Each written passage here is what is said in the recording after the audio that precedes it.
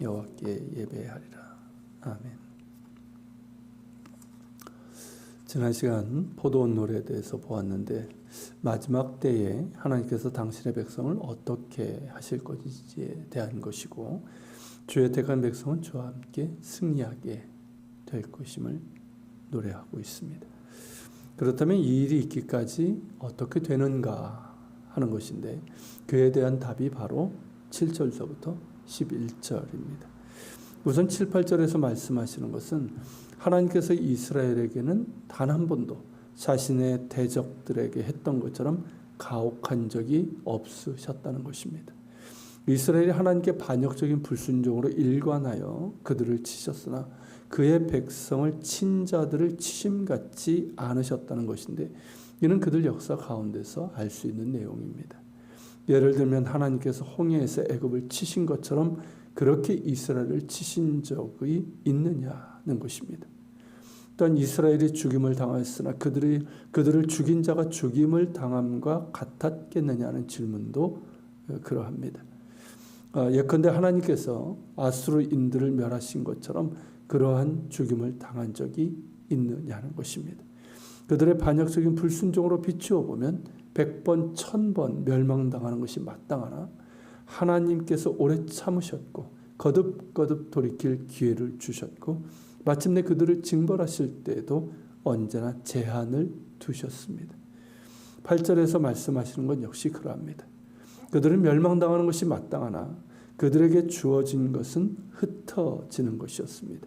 8절에서 말씀하듯 주께서 그들을 적당하게 견책하셔서 약속의 땅에서 쫓겨나 세상에 흩어지게 하셨습니다. 이는 제한적인 징벌이었고 그들을 치시고 흩으셨으나 다시 돌아오게 되는 약속도 주셨습니다.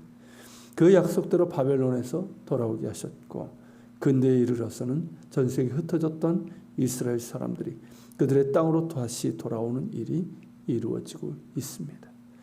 진노 가운데서도 긍휼을 베푸시고 그 택한 백성을 결코 버리지 않으시는 하나님이심을 보여주고 있는 증거입니다. 9절에서도 그러한 하나님의 긍휼을 노래하고 있습니다. 그때 야곱의 불의가 속함을 받게 될 것입니다. 그들의 죄가 없이함을 받게 될 것입니다. 그렇게 되는 것은 이로 말미암나니라고 했는데 앞서서 말한 하나님의 긍휼과 자비로 인해서 그들이 불의에서 속함을 받고 그들의 죄가 사함을 받게 될 것이라는 말씀입니다. 이는 사도 바울이 로마서 10장에서 말한 것과 연결되는데 그들이 예수님을 거절함으로 참 감람나무에서 꺾여졌으나 하나님께서 그들을 다시 접붙이실 것입니다. 즉 그들이 마침내 예수님을 자신의 왕이요 메시아로 고백하면서 참 감람나무이신 예수님께 접붙여져 우리 이방인 신자들과 함께 주의 백성이 될 것입니다. 이것이 궁극적으로 완성될 그리스도의 몸인 교회이고 하나님의 포도원입니다. 이 모든 것이 하나님의 긍휼과 자비하심으로 인한 것이며 이스라엘이 그렇게 회복될 때에 그들은 더 이상 헛된 것들을 섬기지 않을 것입니다. 우리 역시 예수 그리스도 안에 있는 하나님의 은혜로 죄사함을 받아 하나님의 백성이 되었을 때 더 이상 헛된 우상들을 섬기지 않는 것과 같습니다. 살아계시고 거룩하신 하나님 앞에 우상의 제단은 설 수 없습니다. 그런 까닭에 혹시라도 우리 안에 또다시 만들고 붙들고 있는 우상이 있지는 않은지 돌아봐야 하고 만일 있다면 당장이라도 허물어야 하고 오직 하나님만을 섬기며 신뢰하며 의지하는 순결한 신앙으로 회복해야 할 것입니다. 10절 11절에서 나오는 견고한 성읍은 앞에서도 말한 하나님을 대적하는 교만한 세상을 말합니다. 그들은 하나님을 대적하고 거절하고 대신 온갖 우상을 섬기며 자신들의 힘을 의지하며 견고한 성읍을 짓고자 했습니다. 언뜻 그렇게 된 것 같습니다. 하지만 그렇게 그들 자신의 안전을 위한 노력에도 불구하고 모든 것을 잃고 말 것입니다. 마치 자신들의 힘으로 에덴을 만들고 흩어짐을 면하고자 세운 바벨탑이 하나님의 심판으로 무너진 것처럼 무너지고 말 것입니다. 11절에서 말씀하듯 그들은 지각이 없습니다.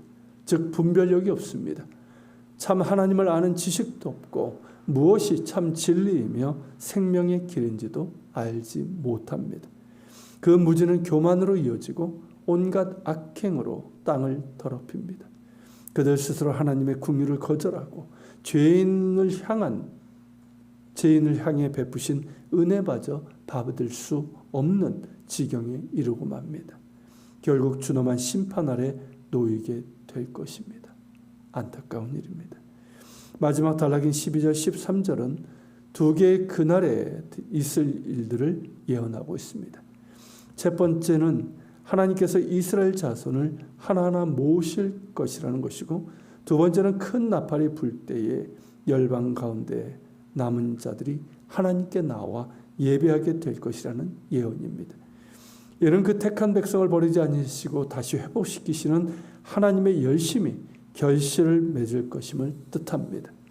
열방에 흩어졌던 이스라엘 자손들이 그들의 땅으로 돌아올 뿐만 아니라 예수님을 우리 왕이요 메시아로 고백하게 되는 가운데 온전한 회복이 이루어지게 될 것입니다.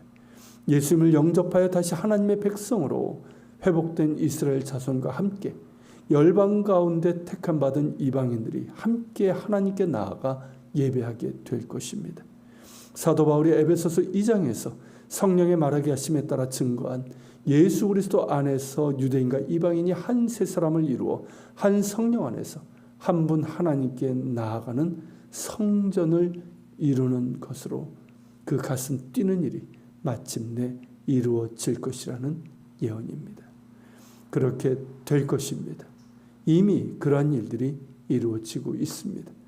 저 역시 이스라엘에서 목회하면서 유대인들과 우리 한인들 그리고 여러 나라 여러 인종의 사람들이 예수님 안에서 서로를 용납하고 용서하고 사랑하고 축복하는 가운데 한 세 사람을 이루는 거룩하고 아름다운 장면을 경험했습니다.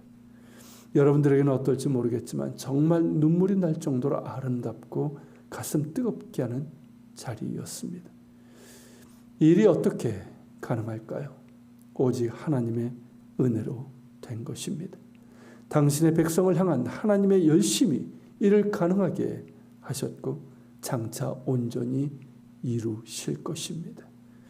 그래서 이스라엘과 열방 가운데 택감받은 남은 자들이 하나님의 백성, 그리스도의 몸된 교회가 되어 성삼위일체 하나님을 찬양하고 경배하게 될 것이며, 우리는 새 예루살렘에서 서로를 환영하며 축복하게 될 것입니다. 이 거룩한 소망을 가슴에 품고 더욱 주를 바라보며 또한 이스라엘과 열방이 주께 돌아오기를 기도하며 복음을 전하는 일에 힘써야 할 것입니다.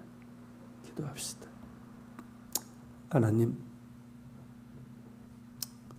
하나님께서 이사에게 보여주셨던 이 가슴 벅찬 그날의 일들이 하나님 그대로 이루어지게 될 것입니다. 하나님의 공의의 심판, 또 주께서 택한 백성들을 온전히 구원하사 주의 나라로 들이시는 일들, 그리고 당신을 거역하였으나 버리지 않으셨던 이스라엘도 주께 돌아오게 될 것이고, 그들이 열방 가운데 택함받은 백성들과 함께 하나님을 예배하며 주의 잔치에 참여하며 있게 될 것입니다. 주님, 이것이 우리의 분명한 믿음과 소망이 되게 하시고, 이 소망과 믿음을 가지고 오늘도 주를 바라보며 주의 백성으로 살아가게 하시고, 이스라엘과 열방의 구원을 위해서도 기도하며 또 복음을 전하고 죄를 감당케 하여 주시옵소서.